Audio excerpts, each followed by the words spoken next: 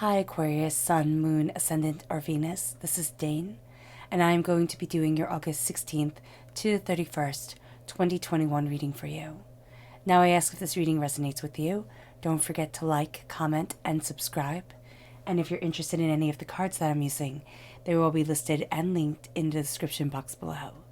Now before I begin this reading, let us clear the energy space, raising our own energy vibration and releasing any negativity. So take a nice deep breath in, exhaling whenever it feels comfortable for you.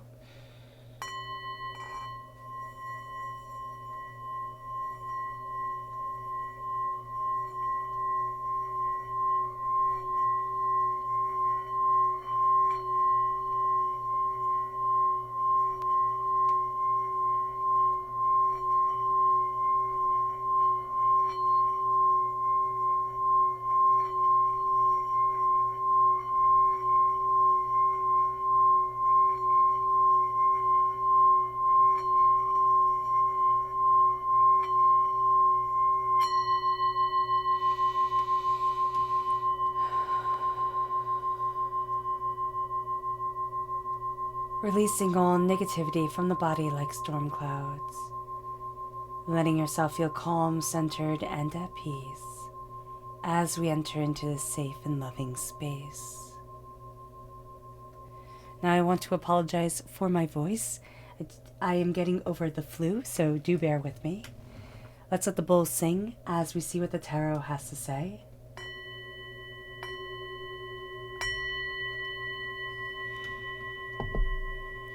Aquarius, August 16th to 31st, 2021, Aquarius. Angels and spirit guides, show me clearly. Guide this reading and show me clearly. Angels and spirit guides.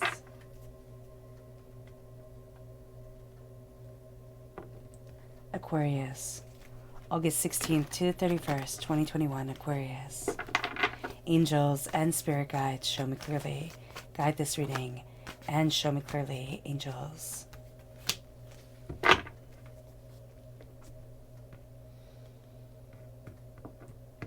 Aquarius, August 16th to 31st, 2021, Aquarius. Angels and spirit guides, show me clearly. Guide this reading and show me clearly, angels. And spirit guides, angels.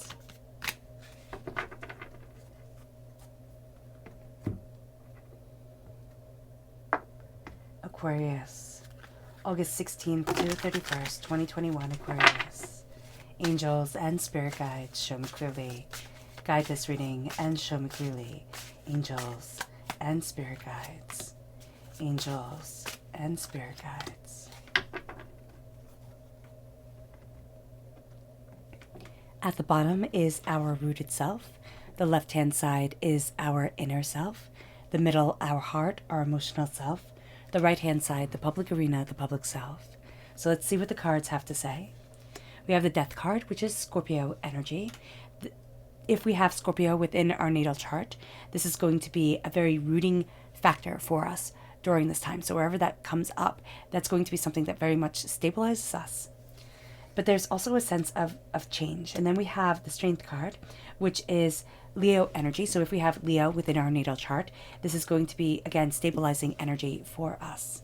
In our inner self, we have the Queen of Pentacles, Earth sign energy, Taurus, Virgo, Capricorn.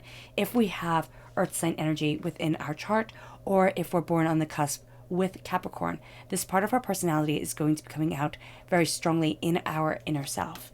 Then we have the Four of Cups. So a gift that is coming our way that doesn't always feel like a gift. We have the Five of Pentacles, which is a poverty mentality. And then we have the Three of Wands, new prosperity opening up to us, leading us forward. And then we have our public arena, which we have the Queen of Pentacles. Again, we're mirroring that success in our public arena here. Excuse me. Oh, I do apologize. And we also have the Tower. So there's great change that's coming forward. And there's new ways that we're embracing our financial freedom, what it is that we desire from our lives, the way that we want to move forward for ourselves. So let's look at the energy that we need to be mindful of during this time? What is the energy that Aquarius needs to be mindful of? August 16th to 31st, 2021, Aquarius. So here we have the Prince of Wands, and we have the Star. So the Star represents us, Aquarius, in the major arcana. So what we have to be mindful of is ourselves getting in our own way. So that's going to be something that we really have to just be aware of, that there's going to be a little bit of self-sabotaging going on during this time. We're also going to be really drawn to people who are rather hot-headed. We're not going to see them as hot-headed. We're going to see them as passionate and determined and focused and fiery and kind of like everything that we want to embody at times, but feel like maybe a little bit too afraid to really go after. This person isn't going to be that, fiery hero. This person is going to be a hothead. This person is going to be somebody who manipulates things by being a bully. So we have to be mindful of that, and we have to be mindful of being taken in by them. Of kind of only seeing what we want to see. And especially if this is within a relationship, this is somebody, and it doesn't have to be just a romantic relationship, but this can be a relationship where you see the person as this person who just knows better. And they're going to kind of belittle you, speak down to you, do all these things, but they're going to do it in such a way where they kind of laugh it off, or they say, oh, don't be so sensitive. And you're going to think, oh, wow, I am kind of a sensitive person. I get it. I am taking this too personally. You're not. Stop putting yourself down. That's going to be yourself getting in your own way. So do be mindful of that. Then we have the chakra energy, Aquarius. August 16th to 31st, 2021, Aquarius. Angels and spirit guides, show me clearly. Guide this reading.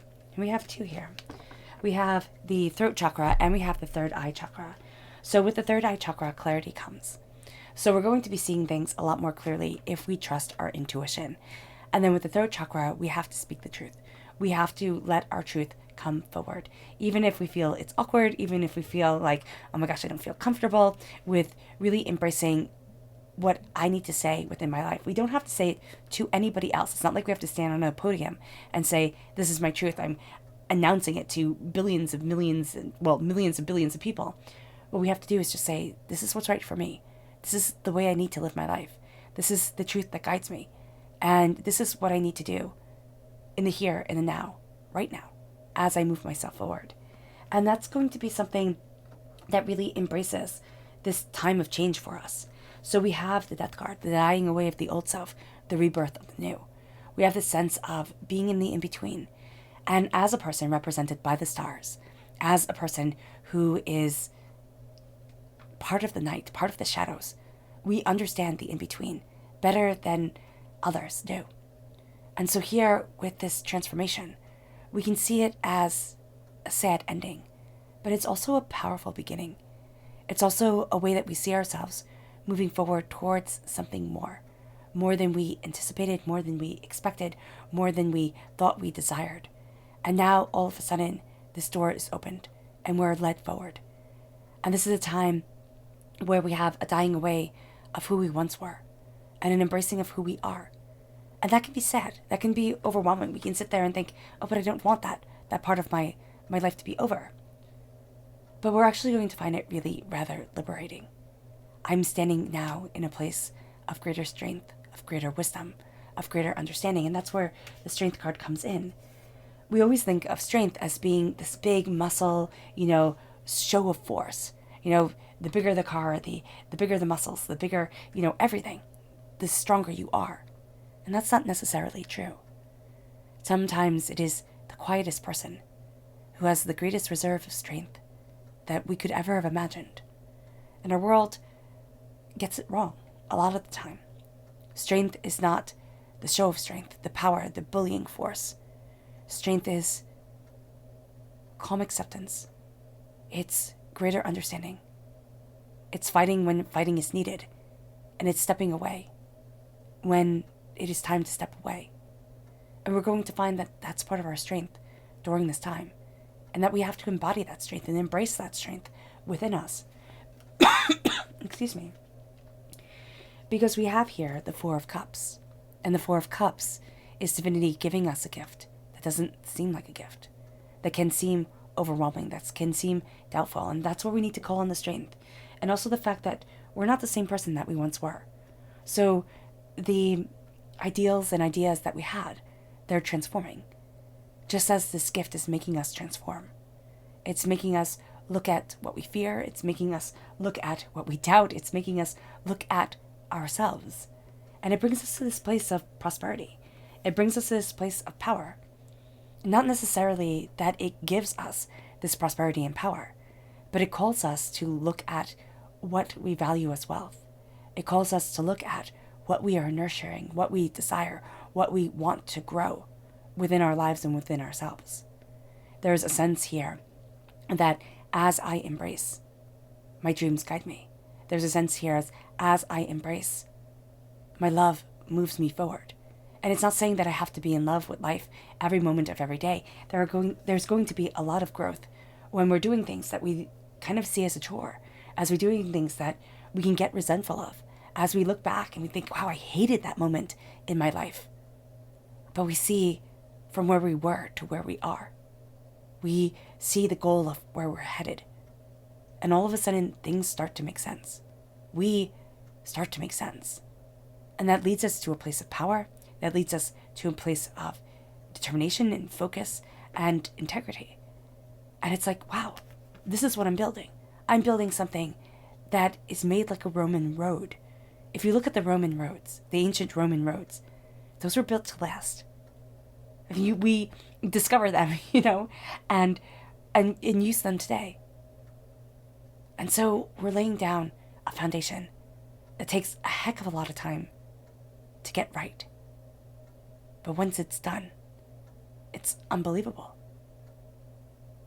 We become unbelievable in our prosperity, in our wealth, in how we view wealth. And it's not, keeping up with the Kardashians or, the Desperate Housewives or the Real Housewives. It's valuable moments. It's being able to pay the bills. It's laughing and enjoying ourselves and going on vacations that might not be lavish, but are fun and beautiful and bring us tremendously wonderful memories. It's nurturing that which is wealth for us, not for anybody else. And it brings us to our hearts, where we carry a pauper's mentality. And Spirit isn't having me say this to get us down. It's saying what in our lives say we can't. Did we come from a background where money was always fought off between our caregivers? Did we come from a background where money was valued above all else? Did we struggle? Were we in a relationship where our partner threw money in our face? Not in a good way, like, here, go spend it, but in the, I make the money, I have the power type of thing, or I make more money than you. What made us feel second class, second best? And it's really funny because once you get to that point and you feel like money is always going to be a struggle, or you're told that you can't, it takes a very special person to say, yeah, I'll show you. Or to not let that kind of, even just a seed of that, wiggle into their brain and haunt them. And so here we look at the poverty mentality, which just could be, oh, you're never going to be as successful as your brother, your sister. Oh, you're never going to be able to do that. That's just a silly dream. That put doubt in our mind. That made us feel less than. And we look at how that's affected us emotionally, mentally, spiritually. And we ask ourselves just a very real question. Why does somebody else get to define my success? And why am I letting them? We start to shatter that poverty mentality. It can take a lifetime to fully shatter it, but we start to. We start to chip away at the I can't. Excuse me, I'm just going to take a sip of water.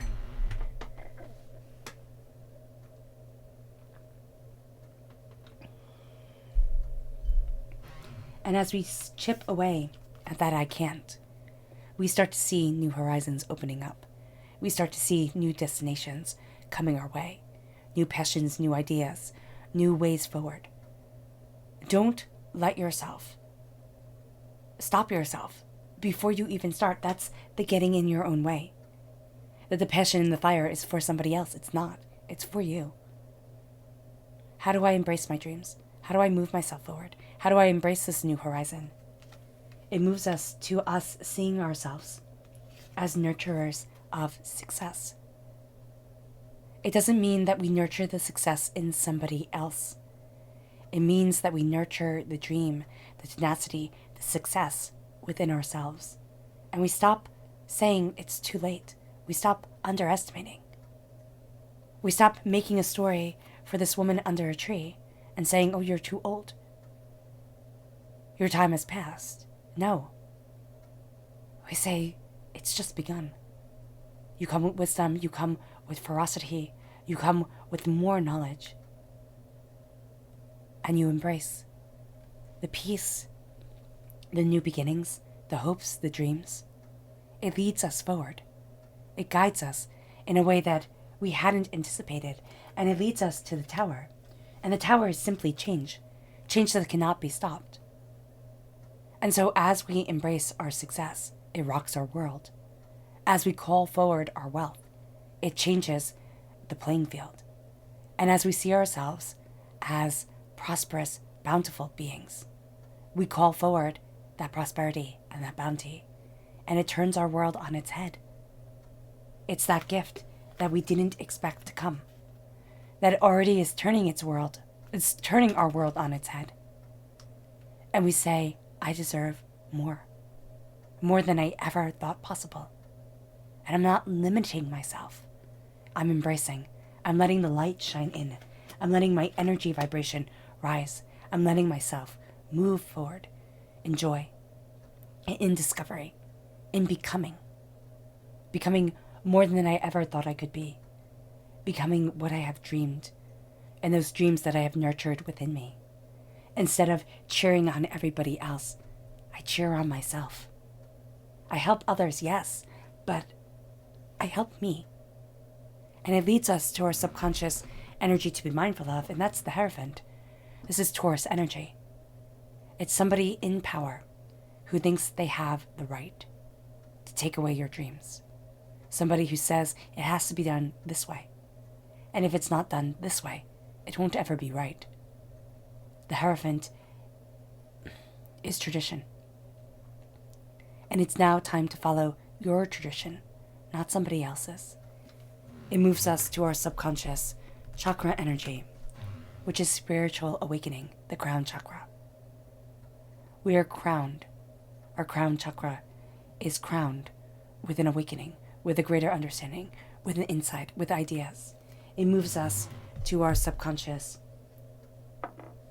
rooted self, which is the Chariot. We are rising above the clouds, seeing things more clearly, passionately, determinedly than ever before. It brings us to our subconscious inner self, which is the Eight of Swords. We will get too much in our own head. We will get too much in our own way. Stop.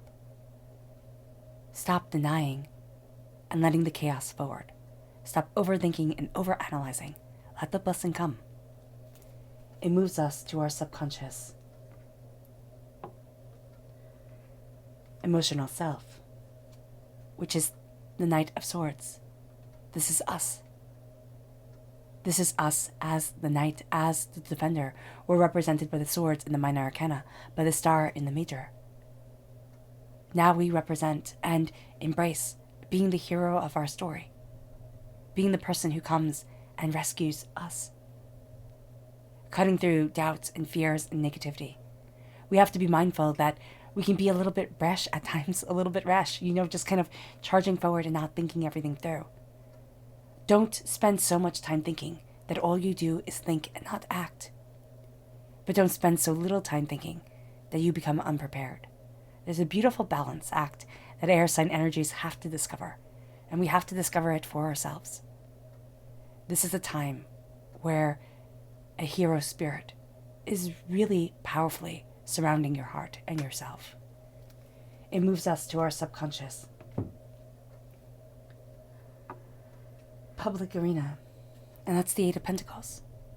We've been working so hard to have ourselves seen, to be able to see our own blessing within us.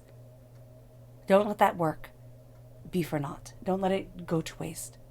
Embrace what you have been working for. Embrace what you have been tenaciously building and discovering.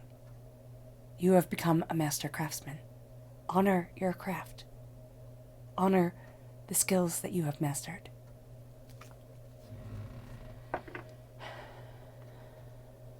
All right, Aquarius. I hope this reading has resonated with you.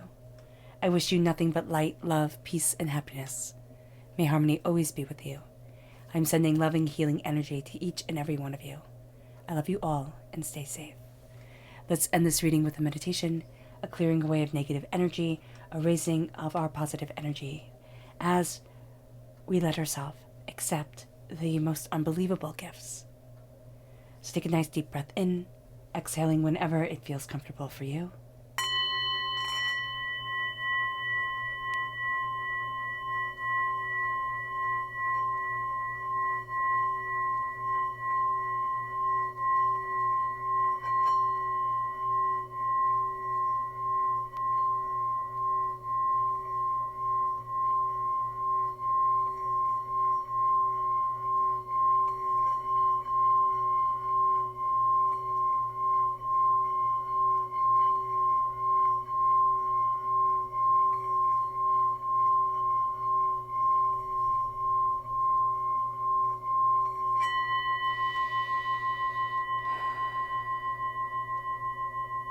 May you move forward in peace and in harmony, Aquarius.